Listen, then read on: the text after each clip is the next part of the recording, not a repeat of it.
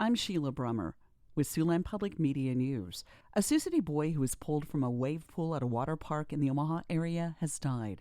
Omaha police say the boy was taken from the pool at the Funplex Water Park Sunday after he went under the water. The boy's family on a GoFundMe page says that he was a twin and taken off life support after having no brain activity. Funplex, which is located in the Omaha suburb of Ralston, has been closed since Sunday. Members of the public can now submit comments and feedback about the Sioux City Police Department on its website. The department announced today it added a link on its website to a public comment web portal from the Commission on Accreditation of Law Enforcement Agencies. The portal allows for public comments, commendations, and other information about the police department's quality of service. There will be no response to the comments other than an acknowledgement that a submission has been received. The U.S. Department of Justice will be funneling more resources toward addressing the alarming rate of disappearances and killings among Native Americans.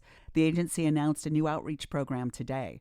5 attorneys and 5 coordinators will be dispatched to several regions across the country to help with the investigations of unsolved cases and related crimes. Their reach will span from South Dakota to New Mexico, Arizona to Alaska, Washington, Oregon, Oklahoma, Michigan, and Minnesota. The announcement came as a special commission gathered in Albuquerque for one of its final field hearings as it works to develop recommendations for addressing the crisis. Nebraska's senior Republican senator made her run for re-election official this morning in the state capitol rotunda. Senator Deb Fischer was elected to the seat in November 2012 after serving in the state legislature from 2005 to 2013 and on a local school board before that. She was re-elected to the U.S. Senate in 2018. And when it comes to the Sioux City School Board, they decided to do a short-term appointment to fill Perla Alarcon-Fleury's soon-to-be vacant seat on the board. The person appointed will only serve until the election in November. Then voters will select a candidate to fill the remaining 2 years of Alarcon-Fleury's term. The remaining 6 members of the board will hold a hearing on July 24th for applicants for the appointment. Letters of interest are due by July 20th. Alarcon-Fleury will be moving to Northwest Arkansas in July due to the closure of the local Tyson corporate office. Her husband, Nathan, worked in the Dakota Dunes Tyson Foods corporate office.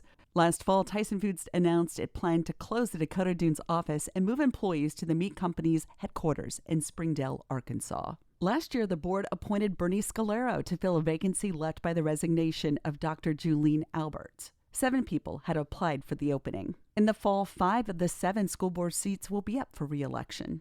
Iowans who need emergency contraception can now get it in the mail for free through the Family Planning Council of Iowa. The free reproductive health kits contain generic emergency contraception, condoms, and information on sexual health. Allison Smith is the interim executive director for the Family Planning Council. She says access to free emergency contraception is especially important following Attorney General Brenna Bird's decision to pause reimbursements for the medication for sexual assault survivors.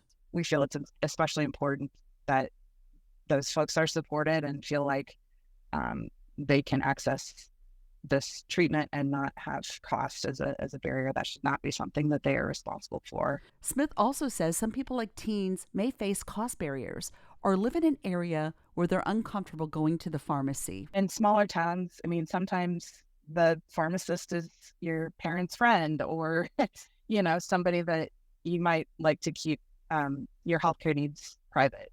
Iowans can obtain a kit by requesting it on the nonprofit's website or going to one of its clinics across the state, including Planned Parenthood in Sioux City. For Siouxland Public Media News, I'm Sheila Brummer.